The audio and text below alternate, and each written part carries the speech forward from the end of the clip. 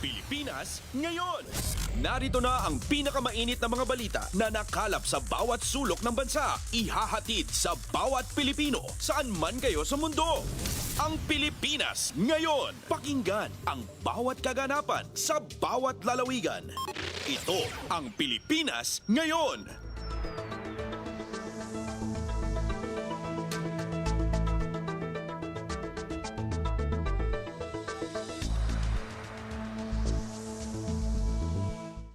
Magandang araw po sa ating mga tepakinig. Welcome po ulit sa ating programang Ang Pilipinas Ngayon.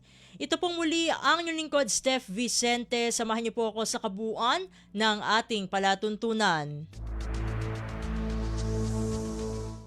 Tulad ng dati, mapakikinggan po ang ulat ng ating mga kapatid na himpilan sa probinsya, ang ating mga segmentong balitang negosyo at kalakalan balitang esports at balitang artista maging ang ilan sa mga pangunahing balita mula naman dito sa ating bansa. Yan po sa kabuuan ng ating palatuntunan, ang Pilipinas Ngayon. Mga kaganapan sa Kamaynilaan at mga kalapit na lalawigan dito sa Ang Pilipinas Ngayon.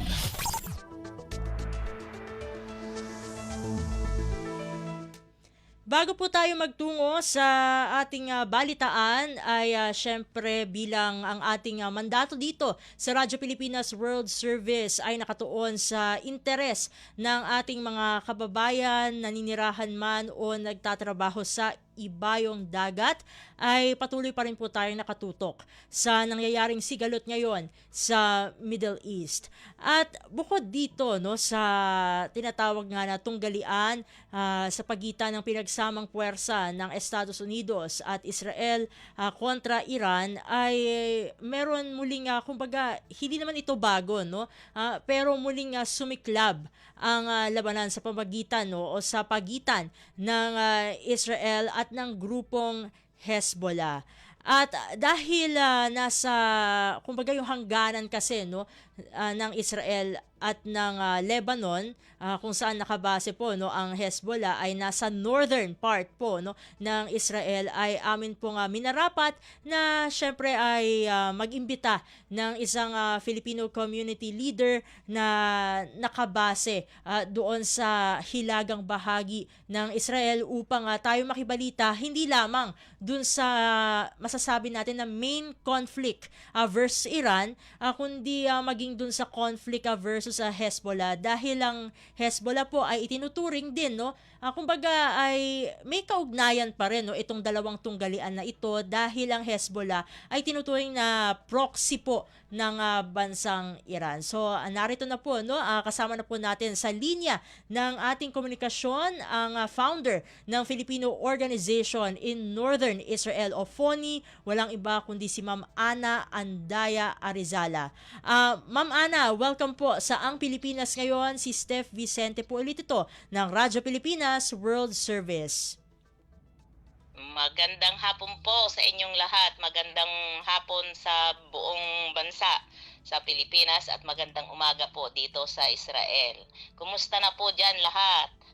Ayun, Ma'am Ana ay kumbaga kahit hindi naman talaga direktang apektado yung kumbaga hindi naman kasama talaga do sa tunggalian itong Pilipinas, pero syempre nakabantay tayo dahil apektado naman ang presyo ng mga bilihin. For sure, inyo pong narinig na ito sa inyong mga mahal sa buhay na nandito sa Pilipinas. Pero syempre nakapokus muna tayo dyan sa inyo, Ma'am Ana.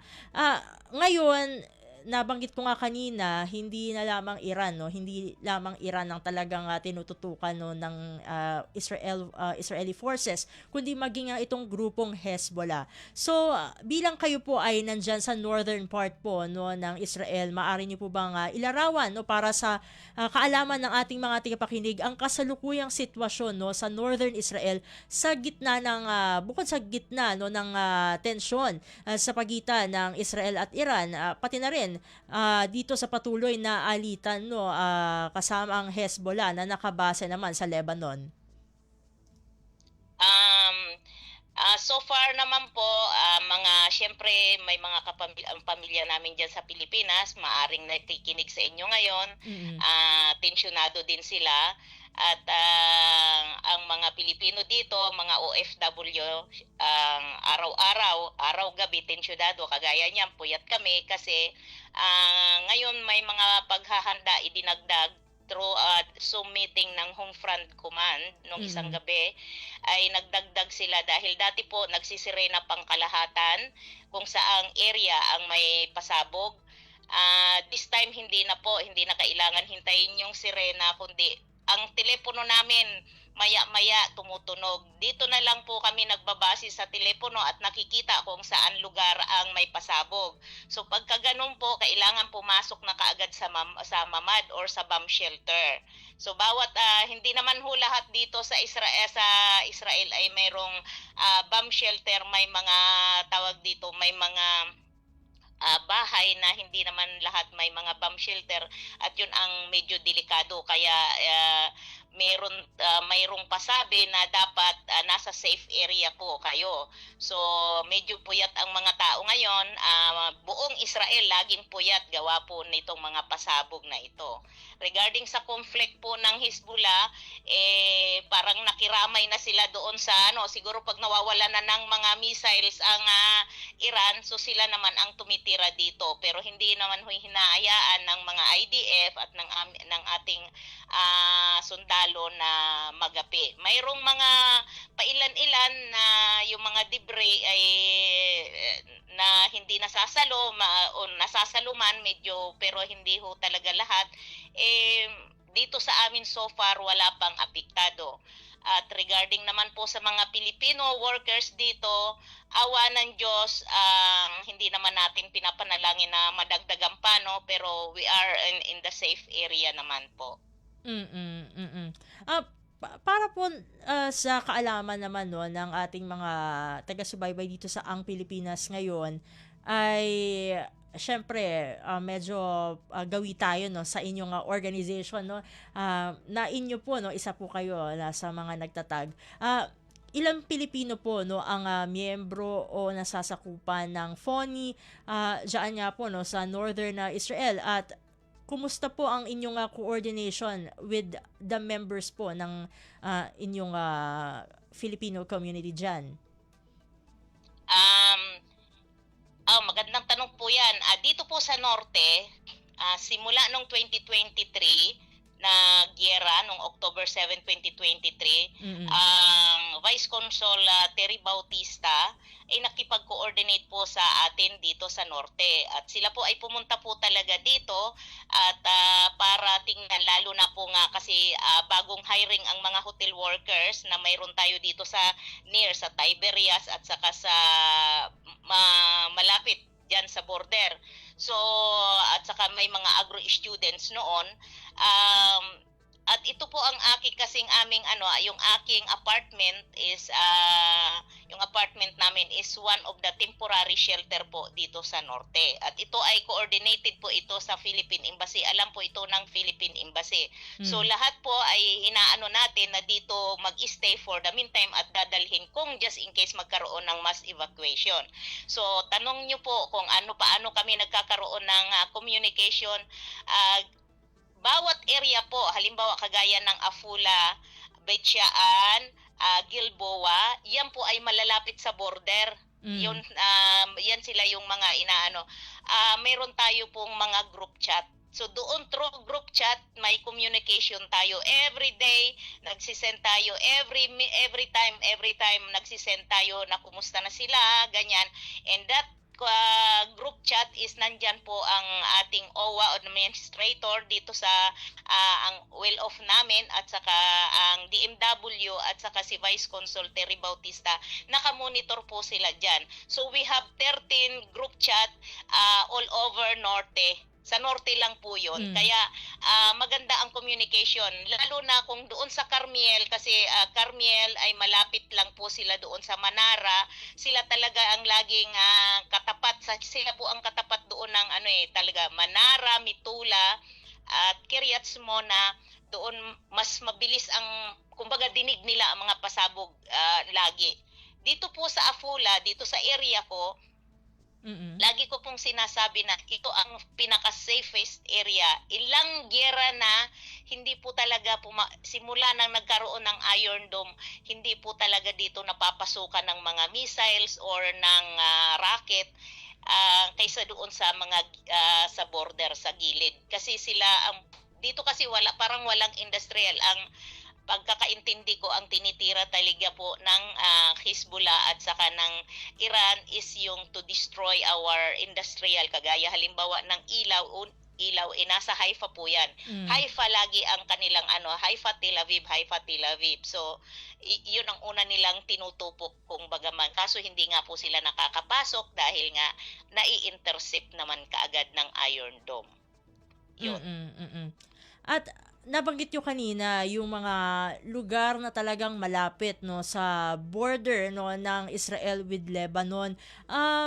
Kumusta po yung kasi kanina before po natin na sinimulan itong programa ay natanong ko po sa inyo yan no yung kung kumusta yung kung gaano po kayo kalapit no doon sa border, at nabanggit nyo na nga rin po itong mga lugar na ito. Kumusta po yung ating mga kababayan na yun nga po located sila, kumbaga dikit na sila no ng border with Lebanon. Kumusta ang kanilang ano po yung kanilang nararamdaman ngayon? So far sa Kiryat Mona, sa ano ko is may 3 doon. Syempre, kahit na nasanay na nga, iba kasi po ito ngayon dahil Iran.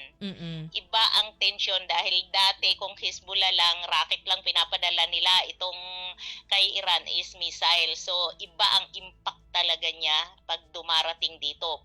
Yanig ang buong Israel. So kakaiba siya, kung bagaman. Tension, nandyan po yung tension, pero sa ngayon po nga kasi dahil hindi naman po itinataas ang level alert dito sa Israel,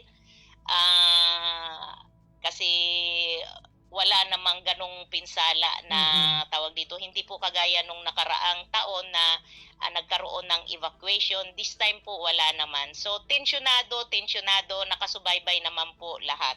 Nakasubaybay naman po kami, at saka nandyan, sabi ko nga po sa inyo, nandyan po sa group chat namin, and every time po mayroon tayong home front command na dapat yun ang sundan. Kasi kailangan pag nakarinig, kagaya kung halimbawa tumunog yung cellphone, dyan po sa cellphone naka-base na kung saan lugar yung mayroong pasabog, pumasok na kaagad. Huwag nang hintayin yung susunod na alert, kailangan pumasok na po sa mamad or sa bomb shelter.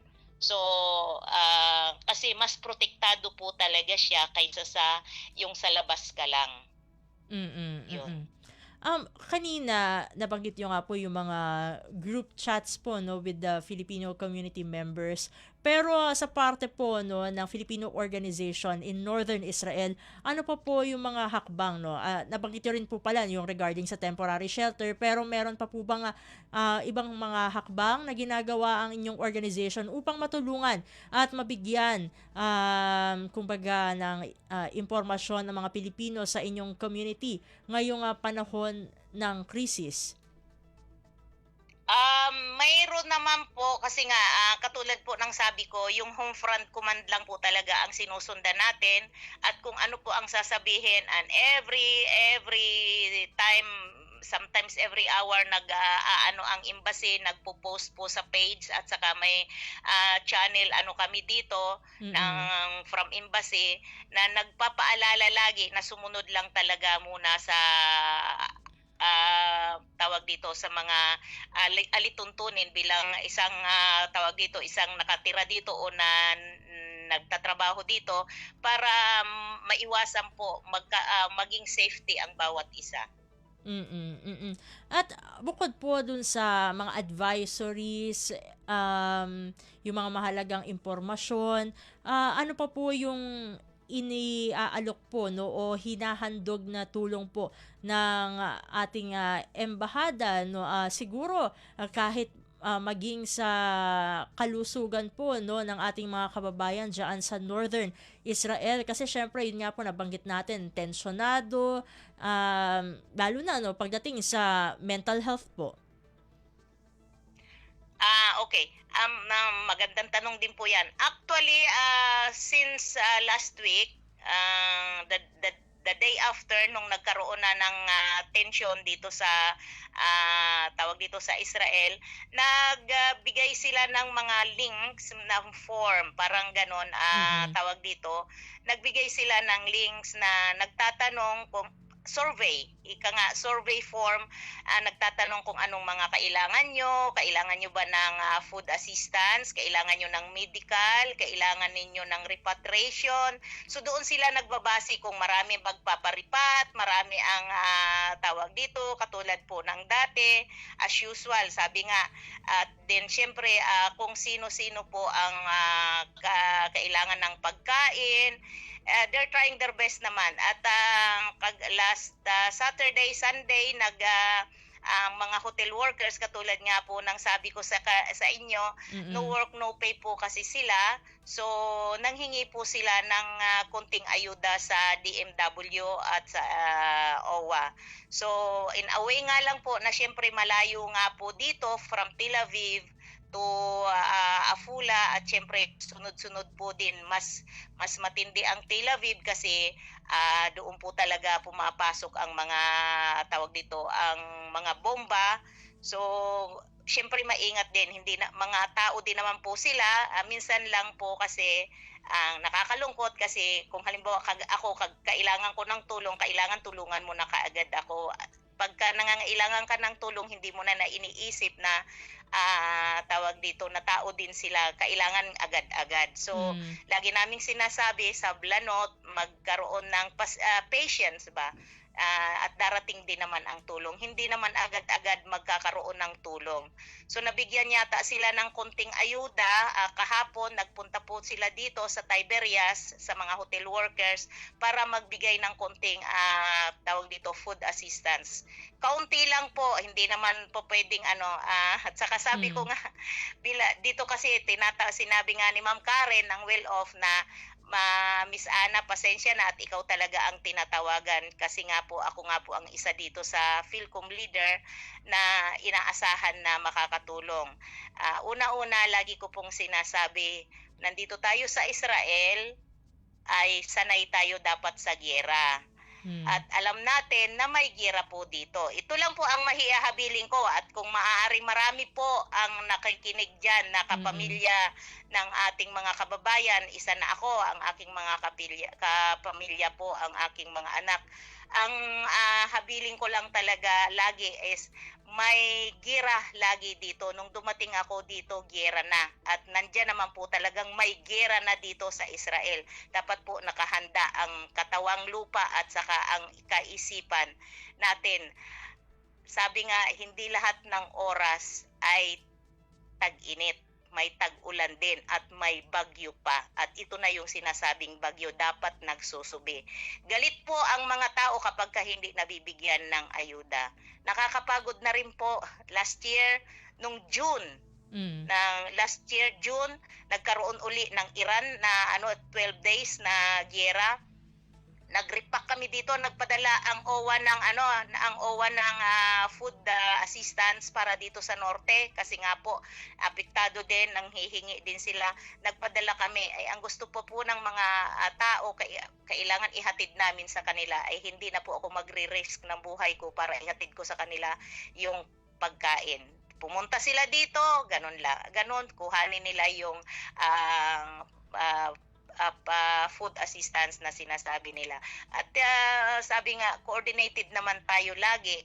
At hindi naman ako sa pagkakaintindi ko at ko, hindi lang bilang isang Philcom, ako nakafocus ako sa may mga pasyente naming may sakit. Actually, wala ngayon dito yung may cancer patient namin, nandun lang sa Nazareth kasi mayroon siyang chemotherapy, pero din tayo focus kasi sila talaga po ang kailangan ng tulong.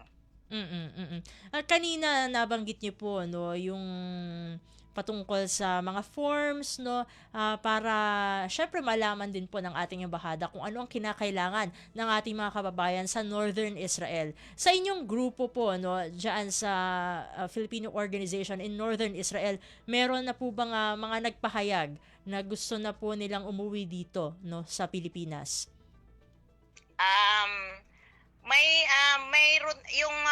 Mayroon naman po, kaya lang hindi naman talaga sila magpaparepatriate, kundi natigil lang gawa ng nakansila yung kanilang tawag dito, yung kanilang flight. Ngayon gusto nilang pumasok sa repatriation, baka sakaling tawag dito maisama sila, kaso wala nga po pang flight. Wala pang open na hindi pa po nag-open ang Ben Gurion. So sa ngayon meron, hindi ko alam, ang sabi sa ang balita ko ay meron na silang nakahanda doon na more or less 200 na naman. So paunti na kami ng paunti dito, wala pang dumarating na mga caregivers. Kumbaga ano po, no, matanong lang din po namin kasi nabanggit niyo, no, yung mga bilang ng caregivers. Meron po bang existing na deployment ban po ba diyan sa Israel? Wala po, Wala naman. tawag dito. So far kasi since 2024 na nag-meeting dito yung DMW, nag-survey sila regarding sa parating dito. Alam ko napakarami po ang aplikante papunta rito, pero hindi po sila wala pong deployment. Wala po talaga. Pilipinas lang ang mga dumarating dito, Sri Lankan, India, kaya napuno na itong norte ng mga India at saka Sri Lankan na mga caregivers. Hindi lang caregivers, pati mga tawag dito hotel workers. Wala po, hindi ko alam kung ano talaga ang magiging sitwasyon kasi wala po silang wala pong deployment. Wala po talaga. Hindi sa bagay kung tutuusin, ito po ay coordinated din naman. Sinabi ko po ito sa OWA at saka sa DMW noon na tawag dito, kapag ka po magpaparating dito, dahil itong giyera na nangyari, katulad ng sabi ko po sa inyo kanina, ang Israel ay laging may giyera. Sabi nga bila tayo mga Kristiyano, alam natin yan dahil nag-aano tayo ng mas, so nababanggit lagi yan na ang Israel laging may giyera. So ibig sabihin, pag pupunta ka rito, dapat handa ka sa giyera. Ngayon kung may takot ka, huwag kang tumuloy sa Israel, sa ibang bansa ka pumunta, kasi dito po talaga walang taon na walang giyera. Lilipas lang 1-2 taon, ayan na naman, mag-sisigalot na naman, andyan na naman yung Houthis, andyan na naman yung Hezbollah, andyan naman, kahit nagkaroon. Kasi wala naman pong permanenteng ceasefire. Nag-ano lang ng ilang buwan, kagaya nung ceasefire nung last year nung June. Sinabi ba na magkakaroon ng permanenteng ceasefire? Wala. Ilan lang sa tawag dito, pumirma lang wala nga pong pirmahan basta tinigil lang Tapos yan, tuloy-tuloy na naman, nag-ipon lang sila ng bala yan na naman, sige lang. Kaya kung magpaparating dito, marami pong mga hotel workers na umuwi nung pagkatapos nung hindi pa tapos yung giyera, nag-uwian. Mga baguhan sila dito dahil hindi po nila naintindihan ang giyera talaga. At nandyan talaga, maraming nagkaroon ng trauma, dito lang mismo sa akin, marami ang nagkaroon ng anxiety. Yung isang hotel workers na akala ko nga mababaliw Hindi yun natutulog. Makarinig lang po siya ng sirena o alarm sa cellphone. Grabe, talagang balikwas yun. Hindi na siya, lakad siya ng lakad. Kung pwede lang, may eroplano, kailangan na niyang umuwi. So yun po ang malaking problema. Kaya kung may deployment man, dapat dapat kumbaga salain. Dapat matawag dito. Kasi pag nandito po talaga, nandito lahat. Hindi lang dahil hirap ka sa trabaho, mahirap talaga po ang sitwasyon. Lalo na pagdating sa giyera.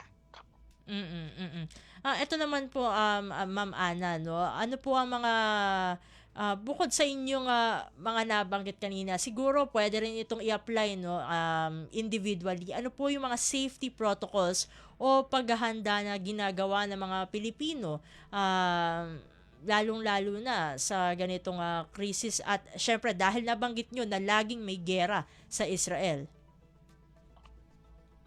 Isa pong paghahanda, may backpack po. Yung backpack, kailangan nandyan na yung inyong kayamanan. Sa, Mm. sa backpack, andyan, una-una, siyempre yung pasaporte.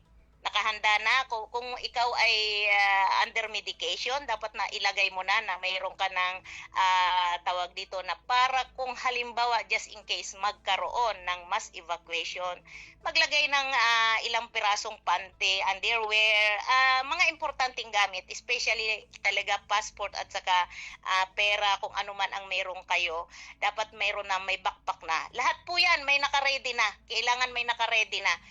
Tapos, syempre, kapag ka nagkaroon ng mass evacuation, mayroon na po tayong through the coordination naman po ng OWA at saka Philippine Embassy, ito ay napag-usapan naman namin at nakapost yan sa page ng embassy na kung sino ang dapat tatawagan. Dito po nga sa Norte, isa ako sa tatawagan ng mga tawag dito, ng mga Pilipino, at syempre kung saang lugar sila, mayroon tayong iaatas na, mayroon tayong bus. Mayroon na po akong nakakausap na bus na para po just in case, wag naman pahimpahin tulot ng mahal na Diyos na magkaroon talaga po ng mass evacuation. So kukuhanin namin sila, tapos dadalhin po dito, and then meron tayo near in Nazareth, dito sa Casanova, sa Nazareth, doon po yung open, dadalhin pansamantala. At doon po ay may lugar na safe ang mga tao. So, again, bawat area naman po ay may mga bomb shelter. Ang halimbawa kagaya ng tawag dito, yung mga public public bomb shelter, naka-ready na po yan, malinis na, mayroon ng tawag dito, pero hindi naman nagtatagal ang mga tao doon, umaalis din. Ang inaano ko lang is yung mass evacuation, pero sa ngayon hindi pa po tayo dumarating sa ganon. Sa inyong pananaw, no, bilang isang Pilipino na nandyan sa Israel, particular sa Northern Israel, ano po ang pinakamahalagang tulong na maaaring ibigay ng ating pamahalaan sa ating mga kababayan, no, sa ganitong klaseng sitwasyon? Sa ganitong klaseng sitwasyon, syempre yung iba, katulad nga po ng sabi ko sa inyo, nasanay na rin naman talaga sa giyera. So yung iba lang kasi yung no work, no pay is katulad ng mga hotel workers, sila po kasi ang laging apektado dahil sila po ay sa tourist lang po sila nagbabase. Unlike caregivers kasi po, especially mga live-in caregivers, nandyan yan sa mga kanya-kanyang bahay. So, ang hotel workers po, tawag dito mga live out sila. At, pero ang alam ko, through the coordination of ATN, ang tawag dito, ang hotel workers ay coordinated naman ng Philippine Embassy ang mga tawag dito HR nila. So, nung isang araw po nakausap ko yung isang hotel worker, inopera naman sila ng Leonardo Hotel na doon sila mag-shelter sa hotel. So sabi ko, bakit hindi kayo pumunta doon? Ayaw daw nila kasi mag-isa lang sila. So sabi ko, the safest area is doon sa bomb shelter. Doon daw sa kanilang apartment, sa may hagdan lang sila kasi mayroon po tayong sinasabi na in between ang bawat building, may hagdanan po kasi na exit. Doon po safe area din po kasi siya. Hindi naman siya very safest talaga, pero pwede po doon habang nagpapasabog kaysa po sa kaysa sa lang talaga sa higaan o sa kwarto lang sa open space. Dapat po talaga sa safest space. Siguro, Safest area. Siguro ito na lamang po, no, para sa inyong huling mensahe bago ko po kayo pakawalan, Ma'am Ana.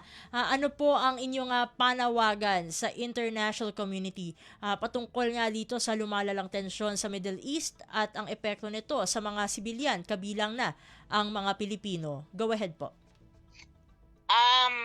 Siyempre ang panawagan magkaroon ng peaceful at kung hanggang maaari sa madaling panahon magkaroon ng tawag dito kasi bawat hindi lang naman po sa Israel may Pilipino, mayroon ding Pilipino sa Iran. So pangkalahatan kung human talaga po ang ating pinag-uusapan, magkaroon na sana ng peaceful agreement na sana matigil na ito.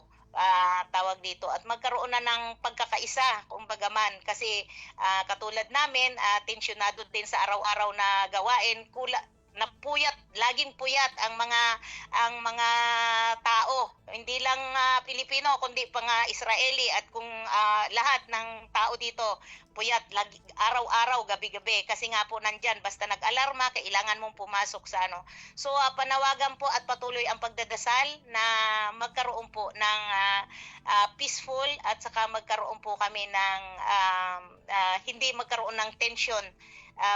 Dasal lang po talaga. Sabi ko nga lagi, ang aming tanging dala, ang mga OFW, ang tanging sandata ay ang dasal, sandalan sa Panginoon.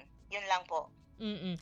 And, At lahat ng aming mga kapamilya dyan, ipagdasal kami at lahat magdasal tayo para po sa peaceful, sa tawag dito, aming katahimikan at katahimikan ng buong mundo actually kasi hindi lang po ito talaga para sa Israel. Ito ay para sa buong mundo. Kung natuloy ang nuclear weapon ay lahat tayo maaapektuhan. So maraming salamat po Ma'am Steffi at maraming salamat po sa lahat. Magandang hapon sa lahat po.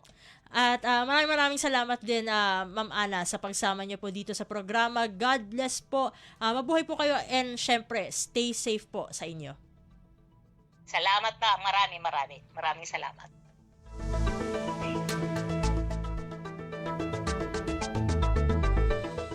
At atin po nakasama ang founder po ng Filipino Organization in Northern Israel o FONI, walang iba kundi si Ma'am Ana Andaya Arizala. Habang inaantabayanan natin ang pulong balitaan na pangungunahan ni Communications Undersecretary at Palace Press Officer Attorney Claire Castro, ay babalik muna tayo sa ating balitaan.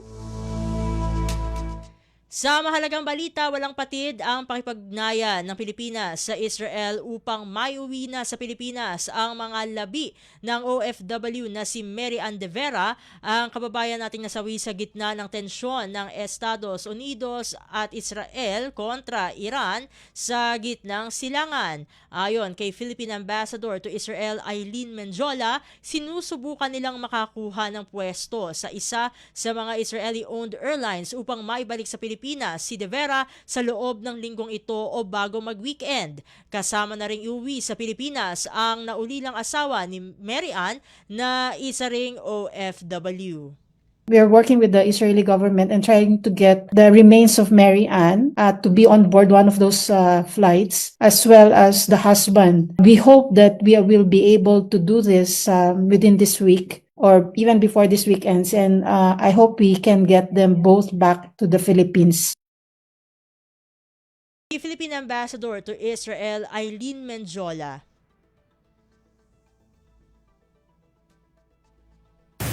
Pasada ng mga balita mula sa Pilipinas para sa mga Pilipino saan man sa mundo. Ang Pilipinas ngayon.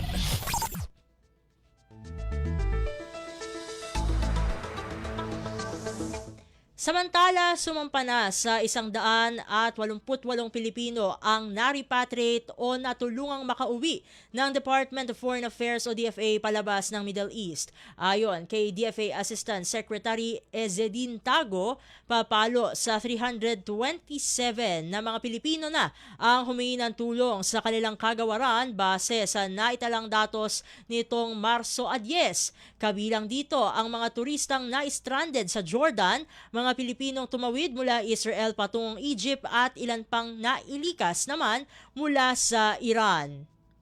We are listing down the ones that are for tourists, pilgrims, and non-OFWs in this slide. As of 10 March, 188 have been repatriated and or assisted out of the 327.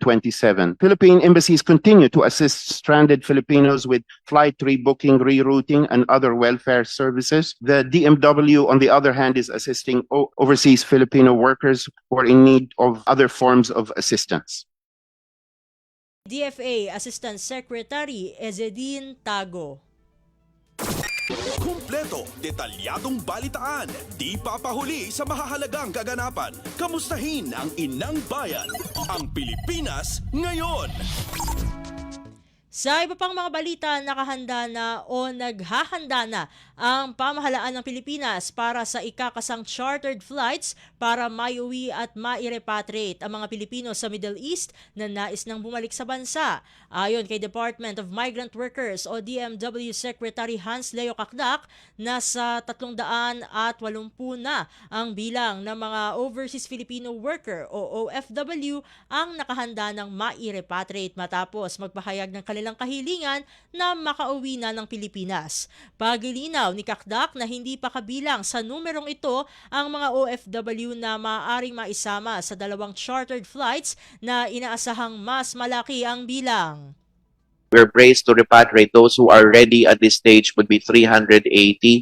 That's not including those who we are about to charter. The President announced our impending charter flights. And very soon I will be proceeding to finalize yung departures and pagpapaalis na ng charter flights out of that area, the area involved.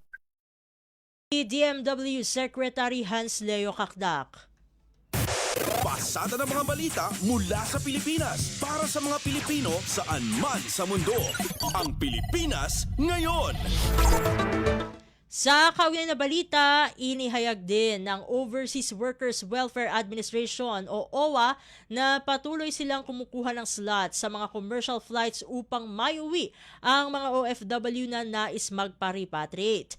Ayon kay OWA Administrator PY Kaunan, nasa 110 Pilipino na ang nakabalik sa bansa gamit ang mga tiket na inilaan ng OWA at DMW. Gayunpaman, limitado ang available seats sa commercial flights dahil inuuna ng mga airline ang kanilang regular na pasahero. Dahil dito patuloy ang koordinasyon ng DMW, Department of Foreign Affairs at mga embahada ng Pilipinas sa rehiyon upang maisakatuparan ang chartered flights.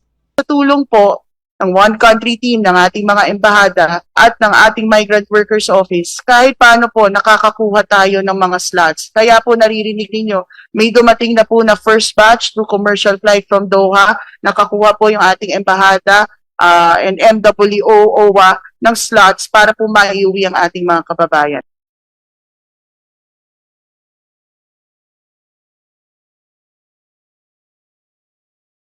Yadong balitaan, di papahuli sa mahahalagang kaganapan. Kamustahin ang inang bayan, ang Pilipinas ngayon.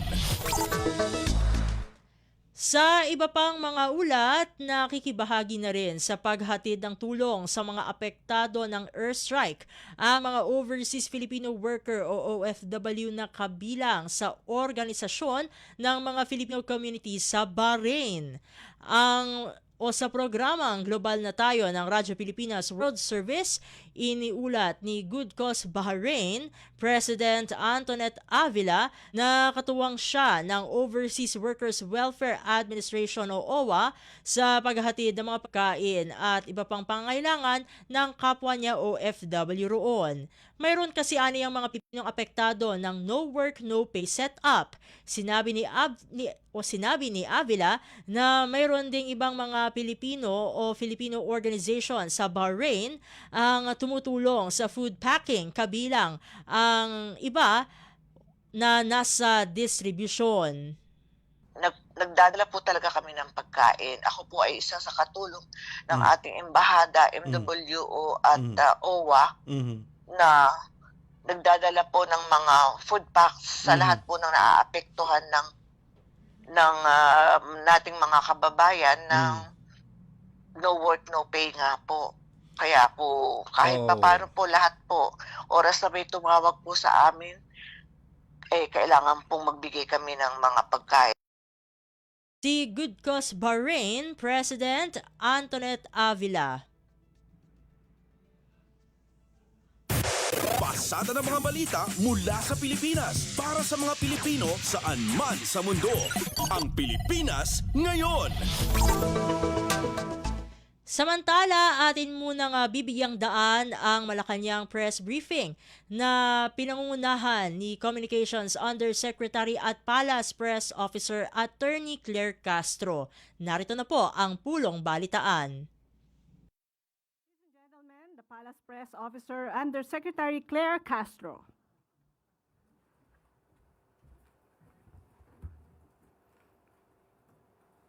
Magandang araw, Malacanang Press Corps. Naging produktibo at makasaysayan ang working visit ni Pangulong Ferdinand R. Marcos Jr. sa New York. Mahigit sa 2,000 job opportunities ang bitbit ni Pangulong Ferdinand R. Marcos Jr. sa kanyang pagbabalik sa Pilipinas matapos ang kanyang working visit sa Estados Unidos.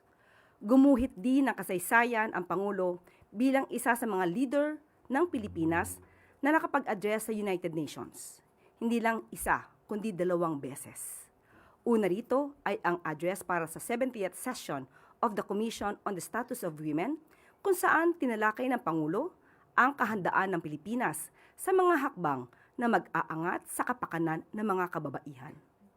Nagkaroon din ng bilateral meeting si Pangulong Marcos Jr. at UN Secretary General Antonio Guterres, kung saan pinuri ang Pangulo sa kanyang husay sa pagpapanatili ng peace and order sa Pilipinas.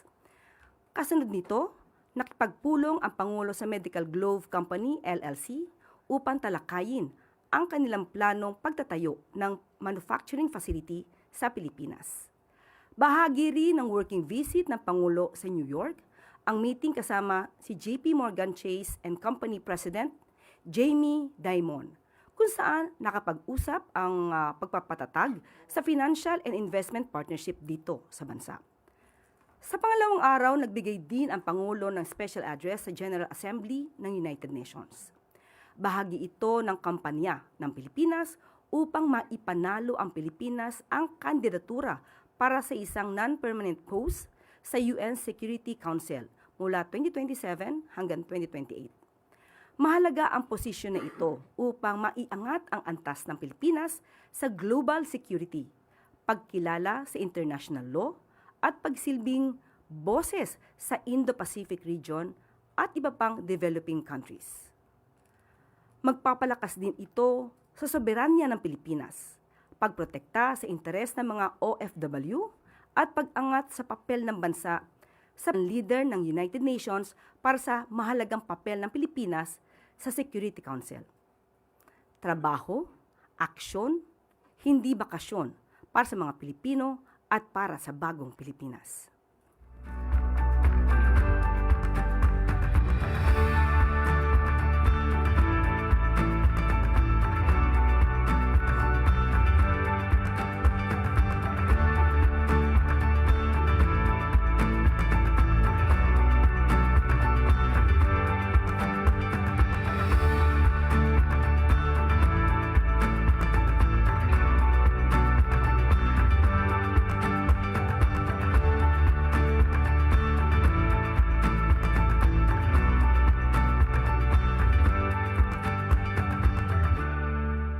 Mas maraming trabaho para sa mga Pilipino ang aasahan ng ating mga kababayan sa pinaplansyang investment opportunity ng isang medical equipment manufacturer sa bansa. Malugod na ibinahagi ni Pangulong Ferdinand R. Marcos Jr. na nais magtayo ng US Medical Glove Company o USMGC ng isang planta sa Pilipinas upang makapag-produce ng locally made essential medical supplies. Ayon sa Pangulo, mahigit 2,000 trabaho para sa mga Pilipino ang malilikha ng bagong pasilidad at nasa $200 million ang initial investment ng kumpanya. Dagdag pa ni Pangulong Marcos Jr., sa oras na gumanda na ang produksyon ng planta, ay titignan din ng kumpanya ang posibilidad na mag-export ng mga medical supplies at mag-expand ng operation sa Pilipinas. Iniulat din ng Pangulo na kasalukuyan ng kumikilos ang USMGC na nagpadala ng mga tauhan sa Pilipinas para sa mabilis na konstruksyon ng pasilidad.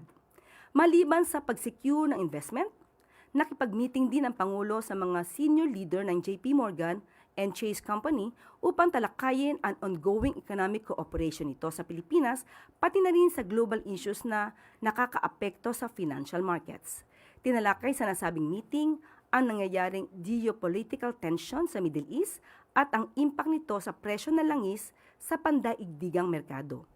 Nagbigay naman ng business insights ang JP Morgan tungkol sa mabilis na development ng artificial intelligence at iginiit na kailangan itong paghandaan ng mga pamahalaan kung nais nilang makasabay sa isang competitive global environment.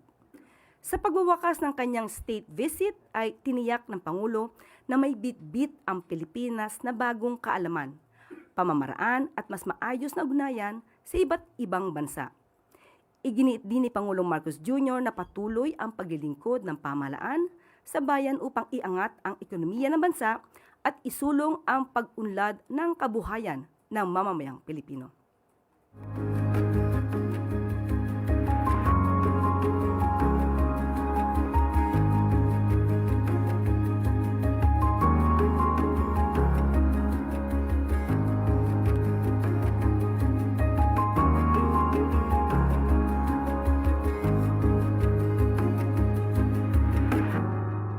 At maaari na po akong tumanggap na inyong mga katanungan. Unang tanong mula kay Ana Barzo, GMA News Online. Good afternoon, ma'am. Ma'am, may we know kung naibigay o kailan po ibibigay yung letter certifying urgent yung measure giving emergency powers to the President to suspend oil excise tax? Okay, nasagot na po ito ni Pangulo Marcos Jr. doon sa kapihan, pero ang sabi po niya, kapag ka po nandiyan na po ang committee reports ng dalawang Kongreso, yung Senate at saka yung lower house or House of Representatives, doon lamang po magbibigay po ng certificate of urgency. Aasahan po talaga na magbibigay po at papadala po ang Pangulo ng certificate of urgency. Ma'am, kasi yung sa House, napasa na nila yung bill on second reading kahapon. Nabasa po kaya ni Pangulo yung version ng House and is he satisfied with that version? Sa ngayon po ay hindi pa po ipinapaalam sa atin kung naibigay na po ang kopya na ito.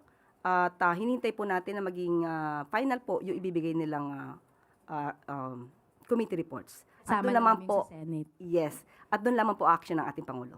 Ma'am, despite these interventions being pushed by the administration, VP Sara said kulang pa rin yung preparation ng administration regarding dito sa tension sa Middle East. And allow me to read a portion of her interview. Wala tayong nakikita na ginagawa ng administrasyon. Ang banta ng gera, narinig na natin yan noong taong 2022 pa lang. Dapat noong 2022 pa lang, naghanda na ang pamahalaan na ito, pero wala tayong nakitang paghahanda. May we get your comment on this, ma'am? Dapat tinanong niyo muna ang Vice Presidente, 2022, anong buwan? Baka naman panong-panong kanyang ama ito. Tandaan po natin, noong 2022, nangangampanya po sila pareho ni Pangulong Marcos Jr. Uniteam sila. May nabanggit po ba siya sa Pangulo patungkol dito? May nabanggit po ba siya sa DND patungkol po dito? Dahil kung alam niya na po ito, malamang ay meron siyang sariling bolang kristal, ay dapat ipinaalam niya kung ito ay verified info nang galing sa kanya, dapat ipinaalam niya ito agad sa bansa. Ipinaalam niya ito agad sa Pangulo at sa otoridad. So, kung siya may alam as early as 2022 at hindi man lang niya ito binanggit diretso sa ating mga kababayan, sino ang hindi nagtrabaho? Sino ang walang ginawa? Tandaan po natin, ipinagmamalaki niya meron siyang informasyon patungkol dito. Hindi po ba obligasyon niya bilang Vice Presidente na ito ay ipaalam sa ating otoridad?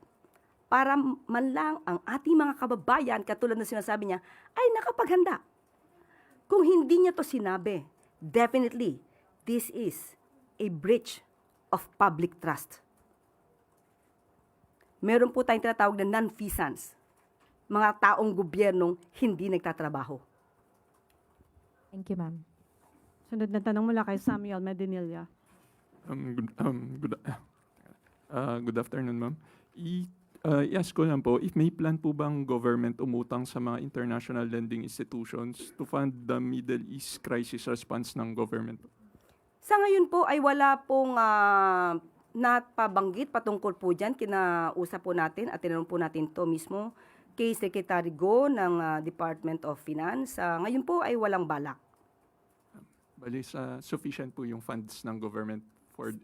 Yes po, sa ngayon po ay hindi pa po napag-iisipan kung uutang po. Tapos, on another topic po, may budget po bang na-allocate yung government para po dun sa ongoing bid ng Pilipinas para dun sa United Nations Security Council seat po?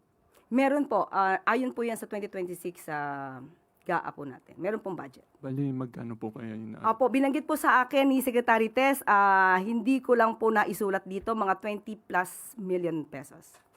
Ibibigay ko po yung pinakadetalye. Hindi ko po na sulat sa aking note. Pero nabanggit na po sa akin ni Secretary Tess. I-ask ko na lang po kung saan po kaya gagamitin po yung fund na yun. Sa pangangampanya. In what manner po? Will it be used to speak with other countries or will it be ano po? Saan po? Sa lahat ng klase ng pangangampanya, para po maipakita ng ating Pangulo na tayo po ay interesado na magkaroon ng non-permanent seat sa UN Security Council. Thank you po. Sunod na tanong mula kay Tristan Nadalo, Newswatch Plus. Good afternoon, Yusek. Sa isang interview po sa Davao City, sinabi ni Vice President Sara Duterte na galit ang mga tao sa ginawa sa dating Pangulo 1 year since his arrest. So the Vice President says Filipinos remain angry over the arrest of the former president and that this anger will not subside until he is brought back to the Philippines. Sabi niya po, it is unthinkable that a government, no matter the political differences with the administration, would send a citizen to a foreign jurisdiction. So galit ang mga tao, isang taon ng galit ang mga Pilipino. Ano po ang assessment niyo dito? Ulitin natin, sana tinanong niyo siya. Gaano karaming tao ang galit? Dahil itong pagpapadala kay dating Pangulong Duterte sa The Hague, ay ito ang unang hudyat para mabigyan ng hustisya, hindi lamang po ang mga biktima ng EJK, pati na rin po ang dating Pangulong Duterte. Wala po tayo masasabi kung lahat ba ng Pilipino ay galit. Malamang sa kanilang parte dahil ang kanyang ama ang naaakusahan at nililitis sa salang crimes against humanity, malamang ito po talaga ang kanilang magiging reaksyon. Pero sa parte po ng mga tao na nagsusulong ng human rights at lumalaban sa mga karumal-dumal na pagpatay na bunga ng EJK at war on drugs ni dating Pangulong Duterte, hindi naman sila galit at sila'y nagpupunyagi. Sa ngayon po, masasabi natin, ang ginawa po ng gobyerno, hindi lamang po ito para isalba ang sinuman. Ito rin po ay para sa mga taong, sa mga Pilipino na siyang nag-file ng complaint. Sila mismo ang pumili na magsampa ng kaso sa ICC dahil sa naramdaman nilang walang hustisya sila natanggap noong panahon ni dating Pangulong Duterte. Sunod na tanong mula kay Ann Soberano, Bombo Radyo. Yusek, good afternoon. Yusek, nagkaroon ng meeting si Pangulong Marcos with US defense officials sa New York. Napag-usapan po ba ang labanan sa Middle East at ano po yung agenda ng meeting? Sa ating pong pagkakaalam, ang naibahagi sa atin ay hindi naman po napag-usapan ang tungkol sa Middle East, kundi pati po ang napag-usapan lang po ay yung pagpapalakas ng Philippines-United States Defense Partnership. At pinag-usapan din po ang mga naka-schedule na balikatan at ang commitment po sa Mutual Defense Treaty. Patungkol po sa Middle East ay hindi po na ibahagi sa atin kung ito po yung napag-usapan nila. Follow up, Yusek. May bagong commitment po ba ang US pagdating po sa security support sa Pilipinas? Ganun pa rin po, nanatili po na dapat nilang panatilihin at palakasin pa rin po ang Philippines and US Defense Partnership sa pamamagitan din po ng Mutual Defense Treaty. Follow-up question mula kay Tristan Nadalo. Yusek, sa Middle East issue rin po, naglabas po yung FBI ng warning about a possible Iran retaliation on Californian targets. Knowing na marami pong mga Filipino rin ang nasa California, how serious po itong threat na to or itong warning na to na posibleng atakihin din po itong California? Kapag may ganyan po na mga impormasyon, kailangan din po talaga maghanda ang ating bansa para sa ating mga kababayan. At hindi po ito pwedeng isawalang bahala o tulugan. Kailangan po na maging alerto rin po tayo kung ano man ang mangyayari sa ating mga kababayan sa California. Last question mula kay Ivy Reyes, Bilyonaryo. Yusek, on the first year of Duterte's arrest yesterday, Kong Pulong Duterte said it will forever be remembered as the day that the administration chose, quote, political vengeance over gratitude. Si Duterte raw po kasi yung nagpalibing kay late President Marcos Sr. sa libingan ng mga bayani at yung goodwill daw po ng Duterte family ay sinuklian sa pag-aresto sa kanilang ama. Ang pagpapalibing po ng labi ni dating Pangulong Ferdinand E. Marcos Sr. ay ito naman po ay naaayon sa batas at nagkaroon din po ng desisyon as Supreme Court dito. At naibalita na rin po natin before na si Pangulong Marcos Jr. ay nagpapasalamat sa ginawa ni dating Pangulong Duterte patungkol po dito. Pero ang pagtanaw ng utang na loob ay hindi naman po kinakailangan na i-tolerate o tulugan ang anumang akusasyon ng kriminalidad at takpan ng mata sa maaaring nadulot ng karumal-dumal na patayan ng EJK. Hindi rin po pwedeng ipikit ng gobyerno at ng Pangulo ang kanyang mata sa mga sinapit po ng mga complainants dito sa ICC. So, muli, nagpapasalamat po si Pangulong Marcos Jr. sa ginawang ito ni dating Pangulong Duterte at ito naman po ay sinang-ayunan ng Supreme Court at wala naman po nalalabag na batas. Yun naman po. Yusek, follow-up lang po. Are we expecting a change in leadership in the Tourism Department? Secretary Frasco po. Malamang bukas ay meron po tayong announcement. So is that confirmation that there will be a change in leadership? Pwedeng oo, pwedeng hindi. Magbibigay kami ng announcement tomorrow. Is this Sumakit ang ulo. Yusek, follow-up po last. Is this trade diplomat Dita Angara replacing Secretary Frasco? Hindi po ako makapagbibigay ng anumang detalye sa ngayon. Hindi pa po ibinibigay sa akin ng papel kung mayroon man. Kapag meron ng ibinaba na anumang anunsyo, ibibigay ko po agad sa inyo. Kahit po tayo ay work from home tomorrow. So may... Okay. Pero Yusek, pero normally, dalawang beses na dinenay ito, ngayon hindi nyo dinenay. So what does that mean? Meron na ba ako inamin? Kaya nga. So, Wala pa ako inamin. Ang sabi ko, kung may darating na papel, ibibigay ko sa inyo ang anunsyo bukas. So kung walang papel, wala ko i-announce.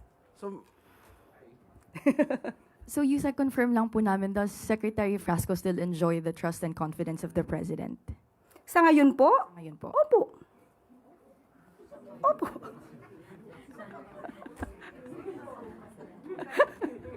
Okay. Katrina Domingo, ABS. Yes. Ma'am, before, clarifying. By the way, Yes, ma'am, go ahead. how was your trip? The Hague? Yes. It was very professional. Anyway, Undersecretary. Undersecretary, basing from Alexis's question, before when he asked you about yung potential cabinet changes, you would immediately respond saying na he or she enjoys the confidence and trust of the president. Now there seems to be a shift in terms of the directness of the answer. Oh, really? Yes, there is. What prompts that indirect answer right now? Why is there a change in terms of the tone and the, as mentioned, directness of your answer? Why is there a seeming hesitance on your part? No, there's none. Even before, I will always say, as of this date or as we speak, walang balasahan. So ngayon tinatanong niyo sa akin, kung may balasahan, Sa ngayon, wala pa. Bukas, kung may ibibigay sa ating papel, maaari ako mag-anunsyo. Ma'am, pero naka 4-day work week na lang kayo. Yes. So bukas po. Work from home kami. So wala hong manunumpa bukas sa palasyo kasi sarado ho, di ba? Hindi ko masabi. Hindi ko masabi. Let us just wait. No, Yusek, sorry. Without naming names, can we at least confirm that the tourism portfolio will be led by another person tomorrow? Wala pa nga po ako masabi. Hindi ko po pwedeng maunahan kung ano magiging anunsyo ng Pangulo. So, hintayin na lang po natin.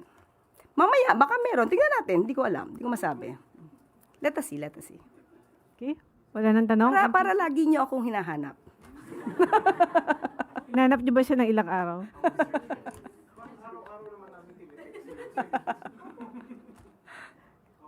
Okay?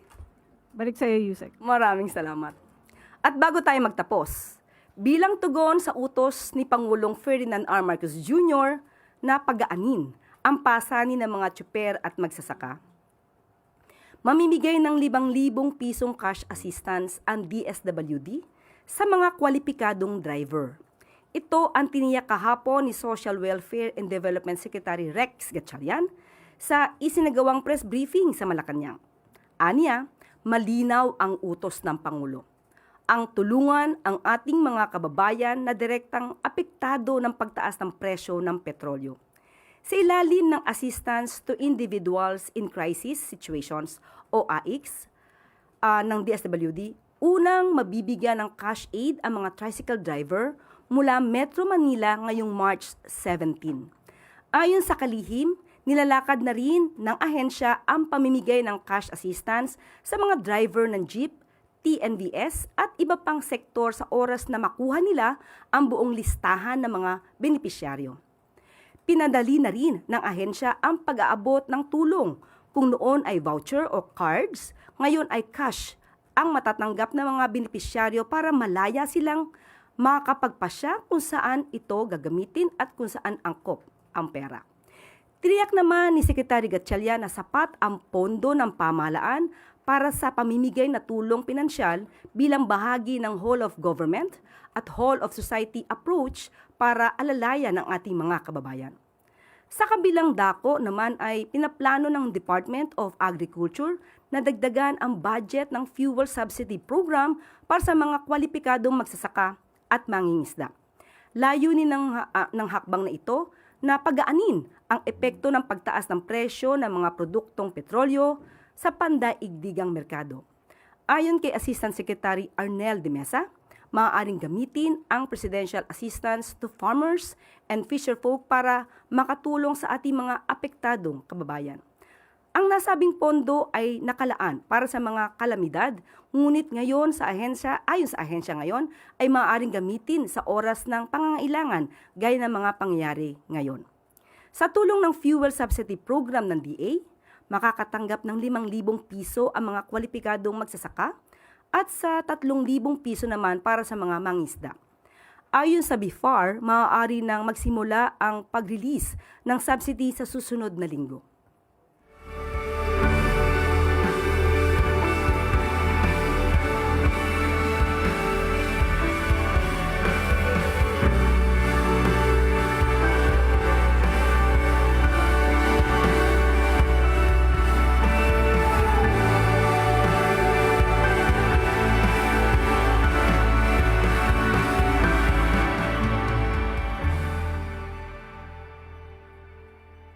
At ayon nga po, ulitin po natin, ayon kay Sectes Lazaro ng DFA, 20.785 million pesos po ang nakalaan para sa ating pangangampanya sa UN non-permanent seat sa Security Council. Okay? At nakita po natin ngayon kung ano mga programa ng Pangulo. Kaya maging mapanuri, huwag po kayo maniwala sa fake news na walang ginagawa ang gobyerno. Ang maniniwala lamang dito malamang kaya hindi nila nakikita ang trabaho ng Pangulo ay madalas wala sila sa Pilipinas. Unang putok sa Middle East, sa ating pagkakaalam, wala rito ang vice-presidente. Nasa ibang bansa. At di na po nagtatapos ang ating press briefing. Magandang araw para sa bagong Pilipinas. At inyo pong nasubaybayan ang Malacanang press briefing na pinangunahan ni Communications Undersecretary at Palace Press Officer Attorney Claire Castro. Diretso na tayo sa ating mga regional news. Balita mula sa lalawigan sa bawat rehiyon ng ating bayan. Dito sa Ang Pilipinas Ngayon. Narito na ang bugso ng ating mga regional news. Dumako muna tayo sa rehiyon ng Luzon. Mariano Marcos Memorial Hospital and Medical Center Cancer Center tiniyak na tutulungan ang lahat ng cancer patients anuman ang katayuan sa buhay.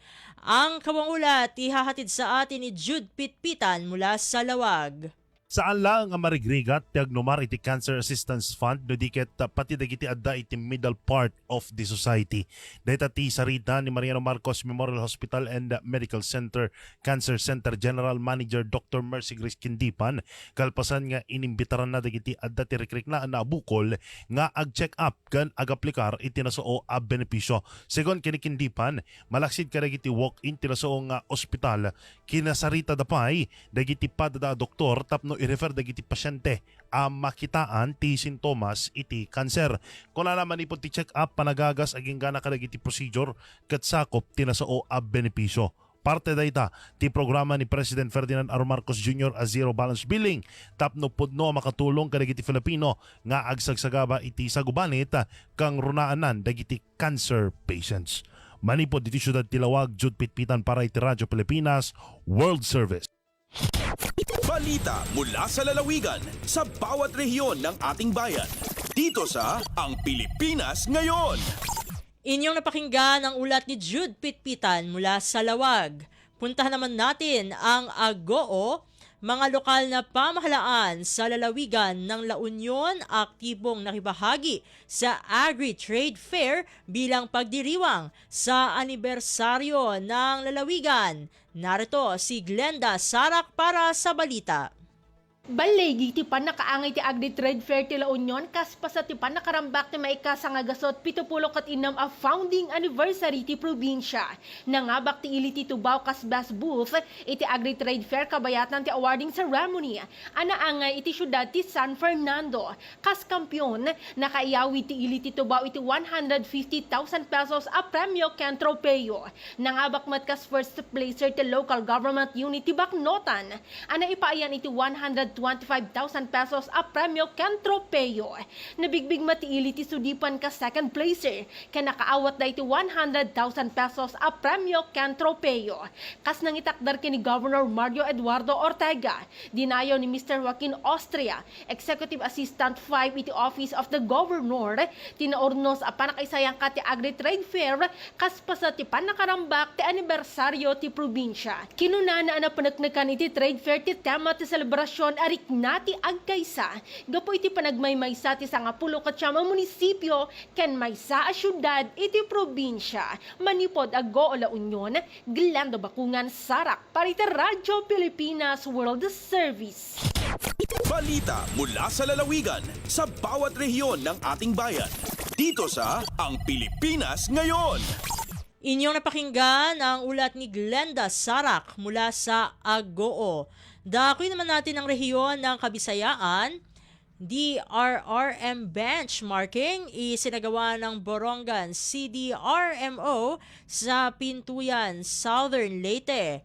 Ang detalye ng balita, ihahatid naman sa atin ni Sok Aberia mula sa Borongan. Nagdumaring benchmarking activity ang team ng Borongan City Disaster Risk Reduction and Management Office nga pinangunahan ni Elmer Cinco, Headed Operations and Warning Section dito munisipalidad ng Pintuyan, Southern Leyte, naglabay ng adlaw. Tuyo ning aktibidad ang mapakasag at pagbaliway ng hibarog koordinasyon hit mga inisyatiba nga may kalabutan ni Disaster Risk Reduction and Management. Ini nga benchmarking nagkamayada in produktibo epektibo nga mga pagpaangbitayan best practices ang tagsa nga DRMO, kundi gintagan hinduan adton mga epektibo nga estratehiyan pagiging andaman mga komunidad a pagrespondihan naman nga mga emerhensiya ipinagit pagpapatuman hin organisado nga mga mekanismo. Gimpakita liwatan mga kawanan pintuyan MDRMO ang paggamit it monitoring, control and visualization of MOCOV system agin develop in Department of Science and Technology nga nasuporta it real-time monitoring of decision-making para disaster management operations. Tika nga syudad dan Borongan Sok, Caberia, Radyo Pilipinas, World Service. Balita mula sa lalawigan sa bawat rehiyon ng ating bayan.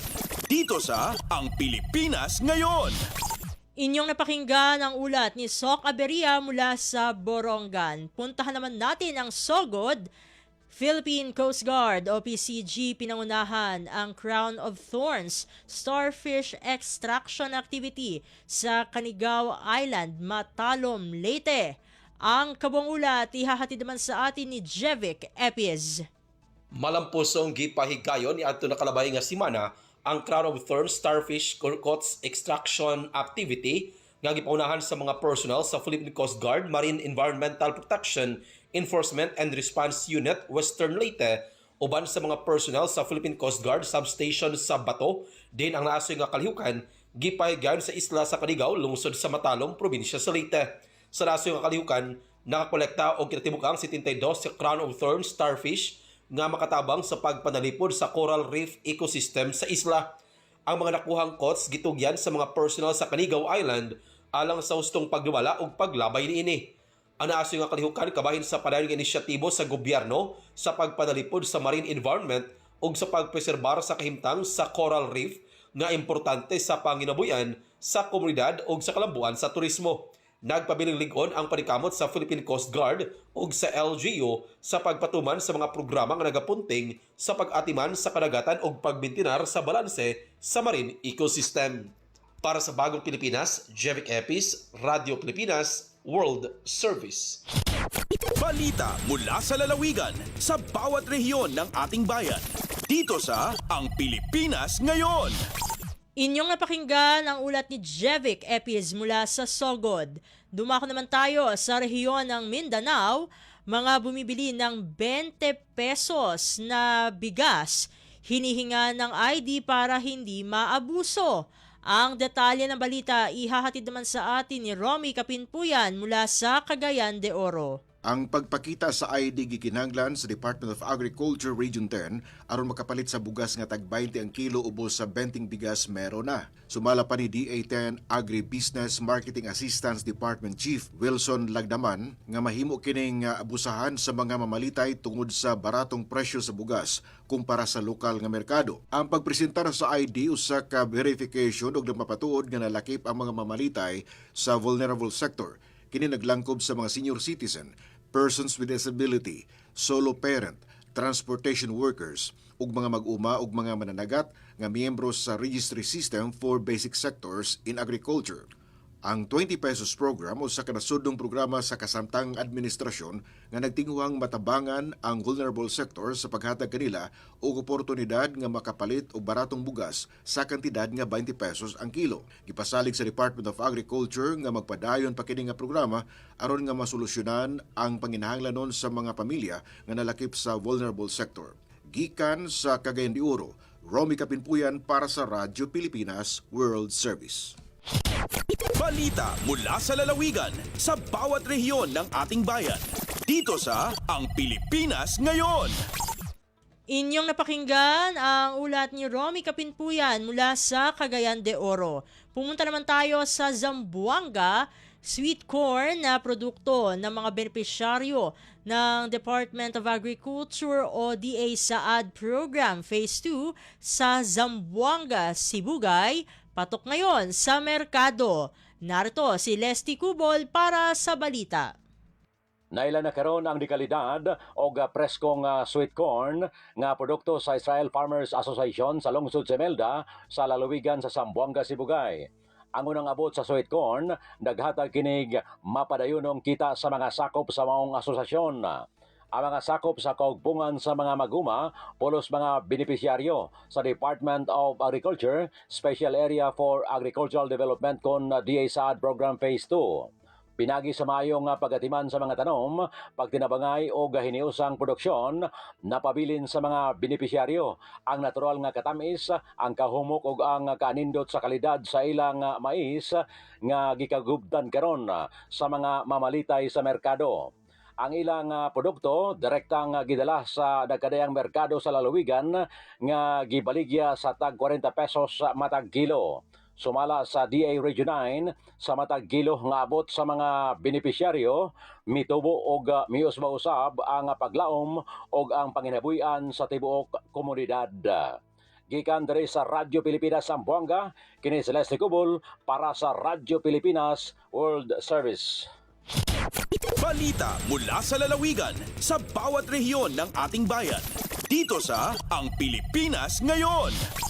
Inyong napakinggan ang ulat ni Leslie Cubol mula sa Zamboanga. Pumunta naman tayo sa Butuan. Inflation rate sa Caraga pumalo sa 3.6% nitong Pebrero. Narito ang balitang hatid naman sa atin ni Jezreel Sudario. Misaka sa 3.6% ang headline inflation rate sa Caraga Region ni atong Pebrero 2026 gikan sa 3.3% ni atong Enero sumala sa taho sa Philippine Statistics Authority o PSA Caraga Region. Sa report sa PSA Caraga, giingon nga ang pagtaas inflation sa miaging bulan naguna tungod sa pagsaka sa presyo sa pagkaon, housing ug transportasyon. Pinakadako nga nakaambag ang kategorya sa food ug non-alcoholic beverages nga misaka sa 2.4% gikan sa 2.1% sa Enero. Samtang nakaambag usab sa taas inflation ang kategorya sa housing, water, electricity, gas and other fuels, lakip na ang transportasyon. Sa level sa mga probinsya, ang Agusan del Norte ang dunay pinakataas nga inflation nga mukabat sa 5.2%, din misaka kini gikan sa 4.2% ni atong Enero. Gikan sa RP Butuan kini si Jezreel Sudario para sa Radyo Pilipinas World Service. Balita mula sa lalawigan sa bawat rehiyon ng ating bayan. Dito sa Ang Pilipinas Ngayon. Inyong napakinggan ang ulat ni Jezreel Sudario mula sa Butuan. Dadako naman tayo sa Iligan. Iligan City naglabas ng fuel conservation measures habang binuo naman ang task force para bantayan ang presyo ng mga produktong petrolyo. Ang detalye ng balita ihahatid naman sa atin ni Sharif Timhar Habib Majid. Mipagawas og kamanduan si Iligan City Mayor Frederick Siao sa pagpatuman og mga lakang aron makadaginot sa gasolina sa dakbayan. Tumong niini nga maminusan ang epekto sa nag-usab-usab nga presyo sa gasolina sa transportasyon ug mga kalihukan sa lokal nga pangagamhanan sama sa paglimit sa dili importante nga biyahe, paggamit og online meetings ug uban pa. Samtang gimugna sab ang Fuel Monitoring Task Force nga maoy magpahigayon og regular nga inspeksyon sa mga gasolinahan ug uban pang nagabaligya og petrolyo sa Iligan. Matud sa lokal nga pagagamhanan, bantayan sa maong task force ang presyo sa gasolina ug siguruhon nga motuman ang mga tindahan sa mga regulasyon sa gobyerno ug pakigtambayayong sa Department of Energy, Department of Trade and Industry ug Local Price Coordinating Council. Pudawat sab kini og mga reklamo batok sa illegal nga pagabaligya, hoarding ug sobra nga pagsaka sa presyo. Subay kini sa direktiba ni Presidente Ferdinand R. Marcos Jr. nga magpatuman og mga lakang sa pagdaginot sa enerhiya ug pagpanalipod sa mga Pilipino tungod sa nagkagrabing tensyon sa Middle East nga nakaapekto sa presyo sa lana. Gikan sa Radyo Pilipinas Iligan, kini Sharif Timhar alang sa Radyo Pilipinas World Service. Balita mula sa lalawigan sa bawat rehiyon ng ating bayan. Dito sa Ang Pilipinas Ngayon.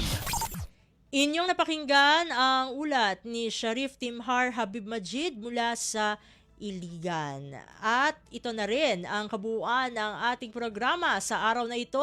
Samantala, magpapasalamat na tayo sa ating mga nakasama sa studio na sina Milo Jonella, Susan Naison, Hiro Lucero, Justin Ocias at Anthony Pimentel. Pinasasalamatan din natin ang ating executive producer para sa araw na ito na si Jerome Toledo, Salamat din sa mga naghatid ng mga ulat mula sa Kamaynilaan at mga probinsya at syempre maraming salamat sa ating station manager na si Mr. Ray Sampang. Maraming salamat po hanggang sa susunod na edisyon ng ating palatuntunan. Huwag kalimutang mag-like, mag-follow at mag-subscribe na sa mga social media account, page o channel ng Radyo Pilipinas World Service upang maging laging updated sa mga mahahalagang balita. Syempre, patuloy ding sumubaybay sa pamagitan ng ating Evox PBS receiver app at sa ating shortwave radio. Ito pong muli ang inyong lingkod, Steph Vicente. Mabuhay po tayong mga Pilipino. At yan ang Pilipinas ngayon. Muling samahan sa parehong oras at alamin ang pinakahuling mga kaganapan at balita saan man kayo naroon. Ang Pilipinas ngayon.